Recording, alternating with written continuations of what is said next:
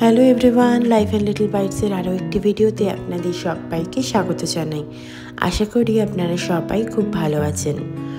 সকাল 6:45 মতো বাজে, যদিও দিনের এলাও এখনও ফোটেনি। টেম্পারেচার কিন্তু এখনও -6। চলুন মায়ের আশীর্বাদ নিয়ে আজকের দিনটি আবার শুরু করি। একজন উঠে পড়েছে, আমাদের গৌরিকবাবু। উঠে তার যথারীতি দুষ্টুমি শুরু হয়ে গেছে। ও দেখি আজকাল আমাদের সাথে সাথে উঠে যায়। আজকে বলে নয়, ছোটোবেলা থেকেই ও কিন্তু আমাদের সাথেই ওঠে, আমাদের সাথেই ঘুমোয়। ও যখন প্রায় 2.5-3 মাসের, তারপর থেকেই বা সেই সময় থেকেই বলতে পারেন ও কখনো আমাকে রাত্রে জাগায়নি। ও ঘুমোতে খুব ভালোবাসে। শুনেছিলাম নাকি আমিও ছোটোবেলায় খুব ঘুমকা ধরেছিলাম, ঘুমোতে ভালোবাসতাম। যাই হোক, হয়তো এটা মায়ের থেকেই পেয়েছে।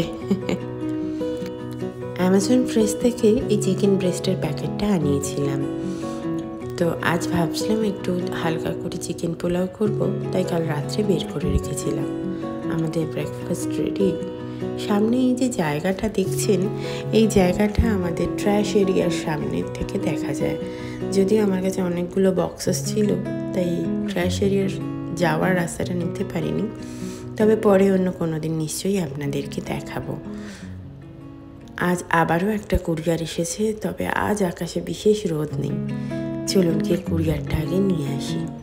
আস্তে আস্তে শহরটা সেজে হচ্ছে ক্রিসমাসের জন্য।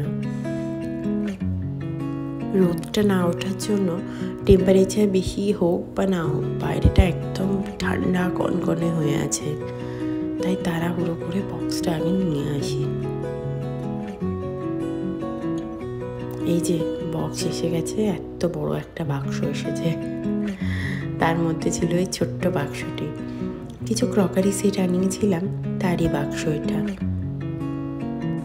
যেহেতু এখানে বাসন মাজার ব্যাপারটা ডিশ ওয়াশারে, তাই সেরামিক্সের বাসনে কোনো অসুবিধা হয় না। সেই জন্যই একটা সেট আনিয়ে রেখেছিলেন। চলুন দেখি এর মধ্যে আমাদের কী কী দিল।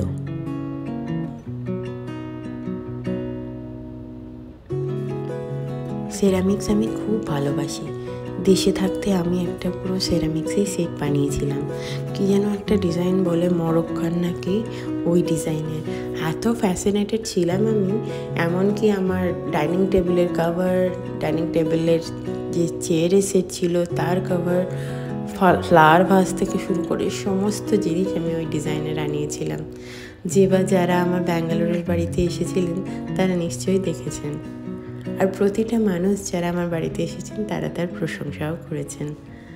যাক, এই সেটটার মধ্যে ছিল 4টে কাপ বা মাগ, 4টে বোল, 4টে ছোট প্লেট বা ব্রেকফাস্ট প্লেট, আর 4টে বড় প্লেট। এই যে কোয়ালিটি নিয়ে সত্যিই আমি কোনো কথা বলবো না। আর প্রতিটা জিনিসের পেছনে এইভাবে যে জিনিসটা dish washer shape, microwave shape, খুব সুন্দরভাবে মার্কিং করা রয়েছে।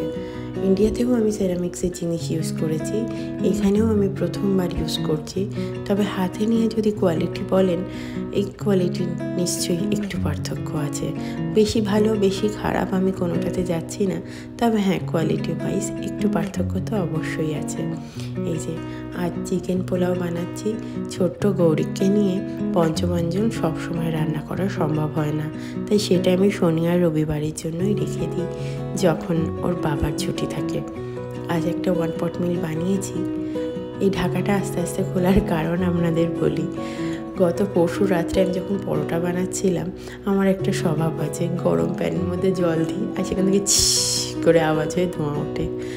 তো যাই হোক, অসাবধানতাবশত আমি এটা আবার করে ফেলি। আর বাড়ি ভর্তি আমাদের ফায়ার অ্যালার্ম আছে, তো সেগুলো পিঁ পিঁ পিঁ পিঁ করে রাত্রি 9টার সময় বেজে উঠতে থাকে। তো আজ যখন রান্না করছিলাম, আমি প্রায় ভয়ে ভয়ে করছিলাম যাতে ধোঁয়াটা আস্তে আস্তে বেরোয়, আবার যাতে না ফায়ার অ্যালার্ম বেজে ওঠে। যাই হোক, নতুন নতুন অভিজ্ঞতা, নতুন নতুন জিনিস, এসব নিয়েই তো এগোতে হবে। দেখুন না, বাইরে এখনও রোদ ওঠেনি, মেঘলা শহরটাকে কেমন যেন ঝিমিয়ে পড়েছে। তবে সকলের কাজকর্ম চলতেই থাকে, গাড়ি ঘোড়াও চলছে। এই যে ছুরির সেটটা চটপট করে সাজিয়ে নিই, বের করেছিলাম একটু মুছে রাখতে। কাল তাড়াহুড়োর মধ্যে জাস্ট সাজিয়ে রেখে দিয়েছিলাম, কিন্তু যেহেতু ছোট বাচ্চার রান্না করি, ছোট বাচ্চার খাবার বানাই, তাই সব সময় নতুন জিনিস আসলে আমি একটু গরম জলে ধুয়ে নিই।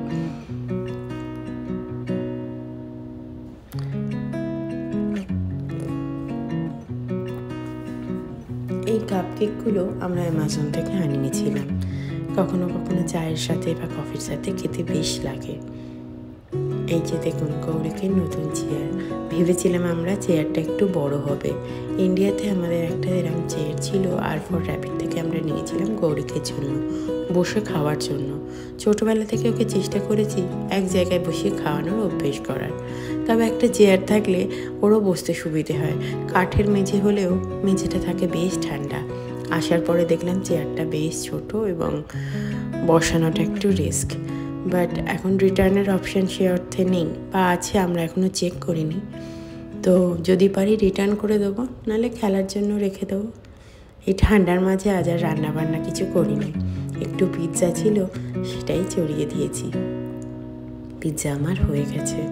আমি কখনো ওভেনে রান্না করিনি জানেন, তো এখানে এসেই প্রথমবার রান্না করা। তো সেই জন্য নতুন নতুন ওভেন, নতুন নতুন জিনিস, সেইগুলো নিয়ে একটু চিন্তায় থাকি। আগে ভিডিও দেখে নিই, ম্যানুয়াল দেখে নিই, তারপরে করি রান্না। বাইরে কিন্তু স্নোফল হচ্ছে, ভিতর থেকে কতটা বোঝা যাচ্ছে আমি বুঝতে পারছি না, খুব আস্তে আস্তে হচ্ছে। স্নোফল হতে থাক, আমি ভিডিওটা এখানে শেষ করি। ভালো লাগলে অবশ্যই লাইক, কমেন্ট, শেয়ার করবেন। আপনারা সবাই খুব ভালো থাকবেন। নমস্কার।